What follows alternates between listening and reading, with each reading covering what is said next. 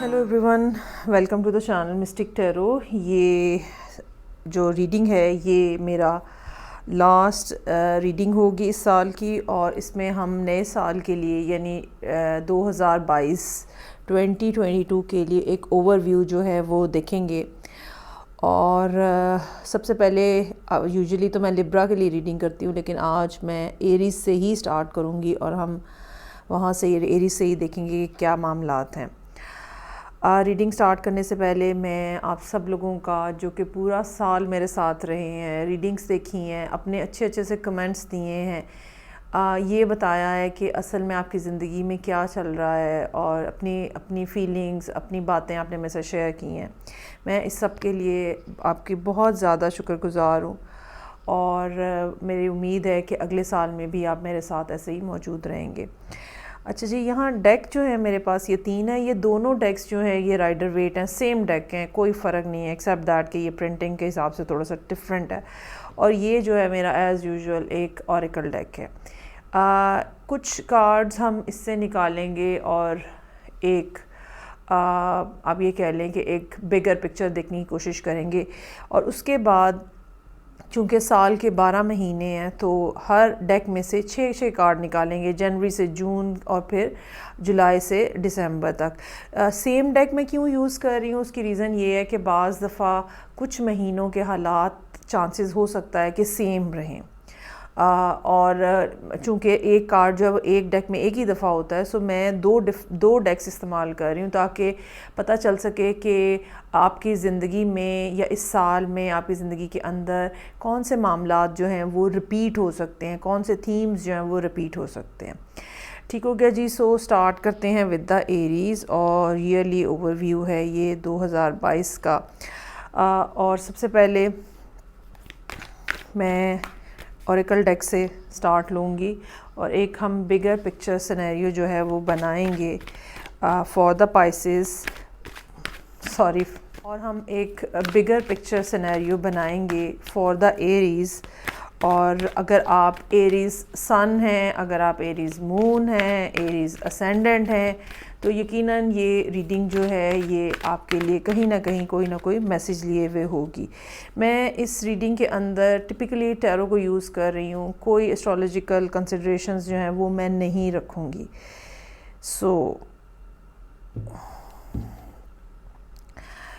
अच्छा जी, पहला कार्ड है invest your spirit, then keep dancing, then be patient.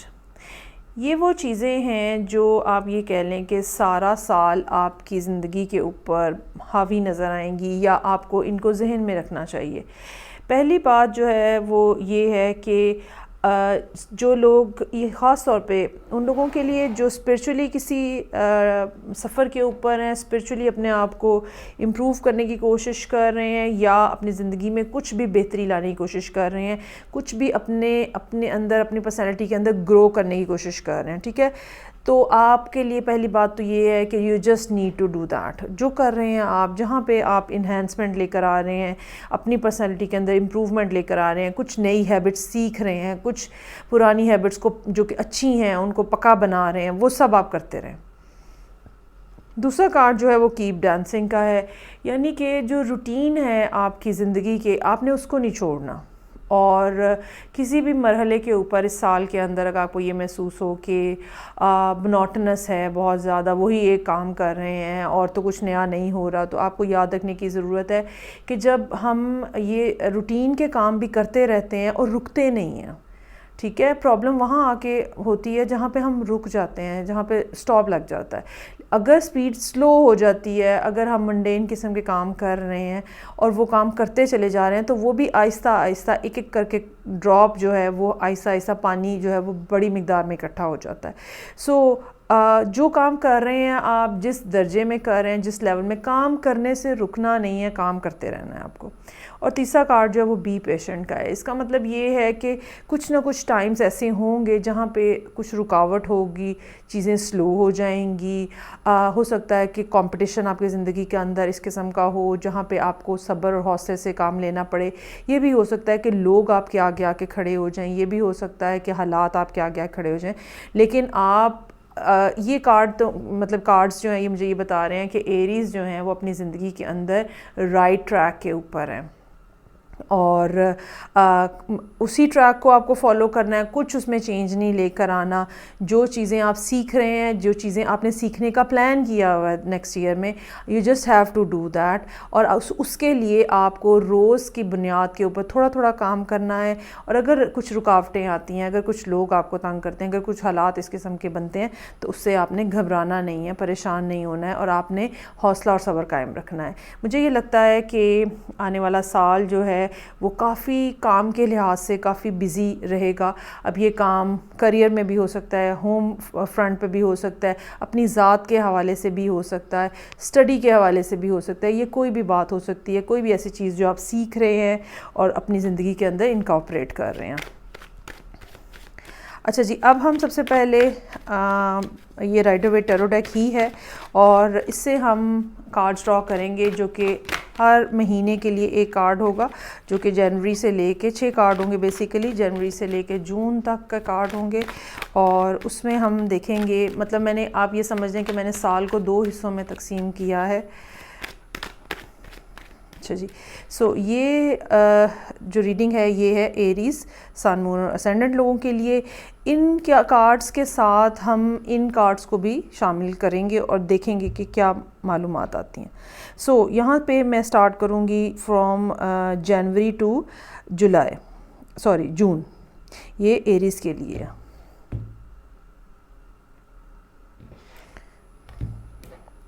अच्छा जी, जनवरी, फरवरी, मार्च, अप्रैल, मई, और आपको नज़र आना बंद हो गया है मुझे लगता है, मई, थोड़ा सा इसको एडजस्ट कर लेते हैं, और फिर ये कार्ड है जून का। फ़िलहाल इसको मैं यहीं रखने लगी हूँ। अच्छा जी, एक बात जो नज़र आ रही है वो ये कि सारी एनर्जी जो है वो आपकी ज़ात के गिर्द घूम रही है। सारा थीम जो है ये पहले 6 महीनों में आपकी अपनी ज़ाती ज़िंदगी, अपनी पर्सनैलिटी की इन्हेंसमेंट, अपनी सेल्फ़ ग्रोथ के ऊपर नज़र आ रही है और वो यहाँ पे इसके साथ रेजोनेट कर रही है, जो कि है इन्वेस्ट इन योर स्पिरिट। होता क्या नज़र आ रहा है कि जनवरी के महीने में यकीनन कुछ ना कुछ ऐसी नई बिगिनिंग्स आपकी ज़िंदगी में हैं, कुछ ऐसे बोल्ड स्टेप्स हैं जो आप लेते हुए नज़र आ रहे हैं, फूल के कार्ड के साथ रिप्रेजेंट हो रहे हैं। और यकीनन इसमें कुछ ना कुछ ऐसा फैक्टर शामिल है जहाँ पे आपको करेज होगी, जो कि आपको इस्तेमाल करनी पड़ेगी। लेकिन इसमें परेशानी की कोई बात नहीं है, क्योंकि बहरहाल मार्स की पोजीशन जो है वो बेहतर रहेगी। कुछ ना कुछ करेजियस किस्म के काम और एक्ट्स जो हैं वो जनवरी में एक्सपेक्टेड हैं। क्वीन ऑफ पेंटिकल्स, ये एक ऐसा महीना हो सकता है जहाँ पे उसके बाद जब आपने कोई बड़ा स्टेप ले लिया है तो उसके बाद अब आप कुछ काम करने के बाद, कुछ चीज़ें, कुछ कामों के ऊपर अपने आप को इन्वेस्ट करने के बाद, now you are looking for the remaining. क्या स्पेंड हो गया है, क्या ख़र्च हुआ है, क्या किया है आपने और क्या नहीं किया। एक तो आप ये देख रहे होंगे। दूसरी ये भी बात हो सकती है कि फरवरी के महीने में आप कहीं ना कहीं छोटी मोटी कोई ब्रेक लें, अपने आप को सूद करने के लिए, अपने आप को नरिश करने के लिए, अपने आप को रिलैक्स करने के लिए। मार्च का महीना जो है वो कुछ नई इंफॉर्मेशन, न्यूज़, कुछ ना कुछ ऐसा जो कि हो सकता है कि कोई डॉक्यूमेंट इस किस्म का, कोई परमिशन इस किस्म की जो कि आपको रिक्वायर्ड है, उसके इंतज़ार में गुजरता हुआ नज़र आ रहा है। ये भी हो सकता है कि लोग आपको इस किस्म से अप्रोच कर रहे हैं जहाँ पे आपको उनको बहुत ज़्यादा जवाबात देने पड़ें और ये अप्रोच जो है किसी न किसी अंदाज़ में नेगेटिव हो या आपको नेगेटिव महसूस हो। सो यहाँ पे ज़रा मार्च के महीने में आपको थोड़ा सा अपना पेशेंस लेवल जो है वो बढ़ा के रखना पड़ेगा।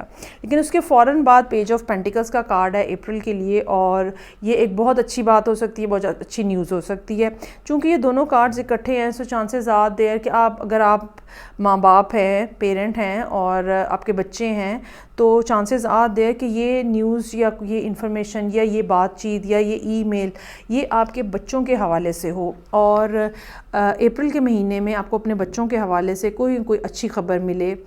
ये भी हो सकता है कि अगर आप जॉब कर रहे हैं तो जॉब के ऊपर कोई इंक्रीमेंट हो।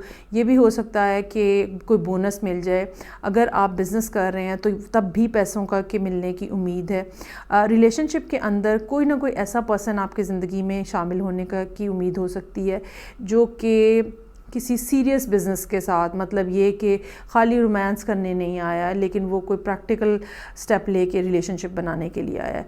इस पर्सन से कम्युनिकेशन आपकी जो है वो हो सकता है कि मार्च में स्टार्ट हो और ये अप्रैल में अपने बारे में या अपनी फीलिंग्स के बारे में सीरियस किस्म का इजहार करे। अच्छा, इसमें 5 ऑफ पेंटिकल्स के साथ मई का महीना कुछ मुश्किल नज़र आ रहा है। ये हो सकता है कि पैसों की शॉर्टेज का मसला यहाँ पे हो, या दूसरी बात ये इमोशनली आप अपने आप को अकेला महसूस कर रहे हैं। अब जबकि एक पर्सन आपकी ज़िंदगी में पिछले महीने ही आया है तो ये हो सकता है कि ये पर्सन कहीं अब्रॉड से आया है और या ये आपके साथ कुछ ना कुछ ऐसी कम्युनिकेशन इनकी हुई है कि अब उस कम्युनिकेशन में गैप आया है किसी भी रीज़न की वजह से। ये भी हो सकता है कि आप में से कुछ लोग यहाँ बीमार हो जाएं या जिसके साथ आप डील कर रहे हैं वो बीमार हो जाएं और आप उनकी वजह से, किसी फैमिली मेम्बर की बीमारी की वजह से परेशानी का थोड़ा सा सामना करना पड़ सकता है। लवर्स का कार्ड मौजूद है यहाँ पे। जून के लिए चॉइसेस की बात है, ऑप्शंस की बात है। अच्छा, यहाँ पे ये बात मैं ज़रूर कहना चाहूँगी कि अगर आपको कोई फ़ैसला करना पड़ता है तो ये आपके लिए काफ़ी एंग्जाइटी वाली सूरत हाल हो सकती है और आपको ये चाहिए कि आप अपनी इंट्यूशन को इस टाइम के ऊपर इस्तेमाल करें रादर दैन लॉजिक। आपको अपनी इंट्यूशन इस्तेमाल करने की ज़रूरत है और वो सारी बातें, वो सारी चीज़ें जो कि आपको डिसाइड करनी है और आप डिसाइड नहीं कर पा रहे, उसके लिए अपने दिल से पूछें। जो राय आपके दिल ने आपको दी है आपको उसी को फॉलो करना चाहिए। मुझे ये लगता है कि साल का पहला हाफ जो है उन लोगों के लिए जो कि सिंगल है, ठीक है, कुछ ज़्यादा तब्दीलियाँ नहीं लेकर आ रहा रिलेशनशिप के पॉइंट ऑफ व्यू से। अलबत्ता जो लोग हाँ, ये ज़रूर है कि कोई कम्युनिकेशन हो सकती है, बातचीत हो सकती है, लेकिन एटलीस्ट फ़र्स्ट 6 मंथ्स में कोई बात सीरियस नोट के ऊपर इस अंदाज में नहीं जाती हुई नज़र आ रही जो आपका स्टेटस चेंज कर सके। कम्युनिकेशन हो सकता है कि बने लेकिन स्टेटस चेंज नहीं होता हुआ नज़र आ रहा पहले 6 महीनों के अंदर। अच्छा जी, अब हम देख लेते हैं कि सेकंड 6 मंथ्स जो हैं जुलाई से दिसंबर तक वो क्या मायने लिए हुए हैं for Aries, sun, moon and ascendant please. अच्छा जी, जुलाई हेरोफेंट, अगस्त 4 ऑफ कप्स, सितंबर queen of swords, 5 of cups, king of cups और hermit। अच्छा जी, यहाँ पे मामलात जो हैं वो सेकंड हाफ में कहीं ना कहीं रिलेशनशिप का, जो मैंने कहा ना कि स्टेटस जो है वो चेंज नहीं हो रहा, जैसे कि मैंने कहा कि पहले हाफ में चेंज नहीं हो रहा, तो यहाँ पे कुछ ना कुछ मामलात में इस लिहाज से तब्दीली आ रही है कि बात जो है वो कोई सीरियस रुख इख्तियार कर रही है, लेकिन जो आपको ऑफ़र की जा रही है या जिस तरह की आप रिस्पॉन्स दे रहे हैं, समहाउ वो कोई इतना ज़्यादा सेटल नहीं होता हुआ नज़र आ रहा और ये पर्सन जो है ये डिसअपॉइंटेड नज़र आ रहा है आपसे। अच्छा, यहाँ पे जो सबसे पहले मैं ये बात करूँगी कि जो साइन बड़े इम्पॉर्टेंटली नज़र आ रहे हैं उसमें कोई एक्वेरियस हो सकता है, एरीज़ हो सकता है, जेमिनी हो सकता है।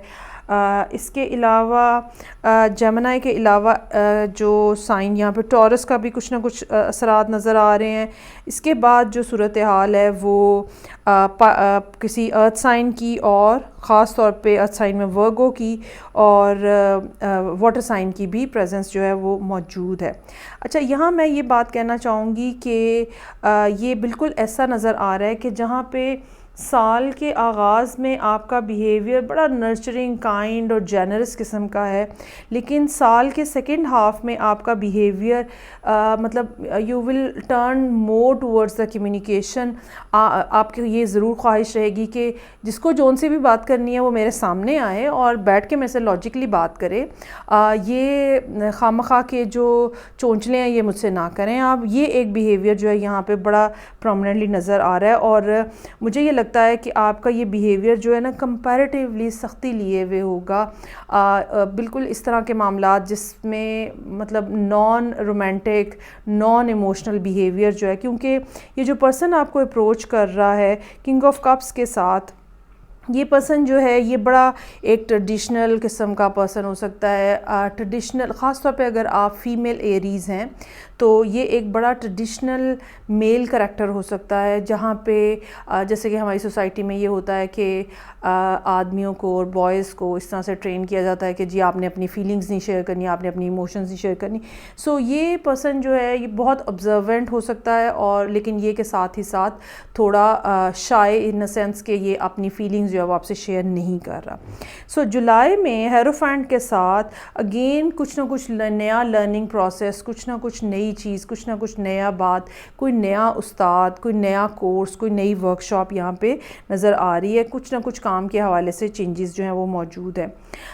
हो सकता है कि काम की जगह के ऊपर अगर आप जॉब कर रहे हैं तो आपको आपके लिए कोई अपॉर्चुनिटी आए जो कि आप मिस कर दें, और वो मिस क्यों होती हुई नज़र आ रही है? क्योंकि आप अपना एक सर्टन माइंडसेट बनाए हुए हैं और आप एक ख़ास लाइन को फॉलो करना चाह रहे हैं, जिसकी वजह से कोई ना कोई ऐसी चीज़ मिस होती हुई नज़र आ रही है जो अगस्त के महीने में जो कि मिस नहीं होनी चाहिए। सो अगस्त के लिए आपको इस बारे में केयरफुल रहने की ज़रूरत है। सितंबर में कम्युनिकेशन, जैसे कि मैंने कहा, अगर आपका काम इस हवाले से है जहाँ पे बहुत ज़्यादा एक दूसरे को कॉल्स करनी पड़ती हैं, जॉब इस किस्म की है कि कम्युनिकेशन बहुत ज़्यादा है, तो वो काम जो है वो काफ़ी बढ़ा हुआ नज़र आ रहा है क्वीन ऑफ सोर्ड्स के साथ। एक तरफ 4 ऑफ कप्स है, दूसरी तरफ 5 ऑफ कप्स है। मुझे ये लगता है कि साल का जो आखिरी हिस्सा होगा सितंबर के साथ, सितंबर, अक्टूबर, नवंबर, दिसंबर, मुझे ये लगता है कि काम की ज़्यादती की वजह से आप शायद इस पर्सन को टाइम ना दे सकें जो कि यहाँ पे साल के पहले हाफ में मौजूद है। और ख़ास तौर पे अक्टूबर के अंदर चांसेस ये हैं कि कोई ना कोई इस किस्म के मामलात हों जिसकी वजह से इस रिलेशनशिप में या इस कनेक्शन में कुछ गड़बड़ आए। और चूँकि आप काम में बहुत ज़्यादा बिज़ी नज़र आ रहे हैं, सो चांसेस आर देयर कि ये पर्सन जो है ये कुछ टाइम पीरियड तो आपके लिए रुक के इंतज़ार करे और उसके बाद ये चला जाए। मेरा ये ख़्याल है कि इस साल में आपको, जैसे कि यहाँ पे कार्ड्स पे मौजूद है, कीप डांसिंग और बी पेशेंट, मेरा ये ख़्याल है कि आपको इंगेज रखना चाहिए इस पर्सन को अपने साथ। कम्युनिकेशन में कमी नहीं आने देनी चाहिए, कोई भी ऐसा जेस्चर नहीं देना चाहिए जहाँ से ये पता चले कि कुछ ना कुछ मतलब एम्प्टीनेस की जो फीलिंग होती है, दूसरा शख्स ये समझता है कि भाई इनको तो कोई परवाह नहीं है या इनको कोई ज़रूरत नहीं है। ये एक ऐसी फीलिंग होगी जो कि बहरहाल यहाँ पे मौजूद नज़र आ रही है। और मुझे ये लगता है कि अगर आपने चीज़ों को मैनेज नहीं किया तो ये पर्सन जो आपकी ज़िंदगी में एंटर हुआ है, इसी साल के अंदर एंटर होता हुआ नज़र आ रहा है, वो इस साल के आखिर तक इंतज़ार कर के चला जाएगा। तो लोगों के साथ पेशेंट रहें, अपने साथ पेशेंट रहें। हालात अगर आपके अगेंस्ट चल रहे हैं तो फिर भी पेशेंस के साथ चीज़ें चलाएं। अच्छा, रोज़ का काम रोज़ करें, चीज़ों को पाइल अप मत होने दें। और अगर आप थोड़ा थोड़ा काम भी करते रहेंगे तो एंड ऑफ़ द ईयर आप देखेंगे कि बहुत सारी चीज़ें आपने अकम्प्लिश कर ली हैं। और काम डज़न्ट मीन करियर, कुछ भी सीखने वाली बात भी हो सकती है, रिलेशनशिप इम्प्रूव करने की भी बात हो सकती है। और ये सारी चीज़ें जो हैं वो बहरहाल यहाँ मौजूद हैं जो कि एरीज़ लोगों के लिए हैं। ठीक हो गया जी। शादी के चांसेस जो हैं, अगर आपने इस पर्सन को मैनेज कर लिया तो हम एक्सपेक्ट कर सकते हैं कि नेक्स्ट ईयर कुछ ना कुछ शादी के मतलब फ़र्दर बात जो है वो बनेगी। इस साल क्यों नहीं बनी? अगर आप शादी में इंटरेस्टेड हैं, इस साल इसलिए नहीं बनी कि आप अपने करियर पे बहुत ज़्यादा फोकस्ड हैं। सो ये थी रीडिंग जो कि एक जनरल ओवरव्यू था एरीज़ लोगों के लिए सन मून एंड असेंडेंट, और हम 2022 के लिए 2022 के लिए देख रहे थे। जनवरी के लिए या अगले आने वाले महीनों के लिए हम रीडिंग्स जो हैं वो आप मैं अलहदा से पोस्ट करूँगी, सो दैट मंथली बेसिस के ऊपर मिड मंथली और वीकली रीडिंग्स जो हैं वो आपको अवेलेबल रहे। फीडबैक का मुझे इंतज़ार रहेगा। मैं आपसे नेक्स्ट रीडिंग्स आप फिर मिलूँगी। तब तक के लिए अपना बहुत ख्याल रखिएगा। खुदा हाफिज़।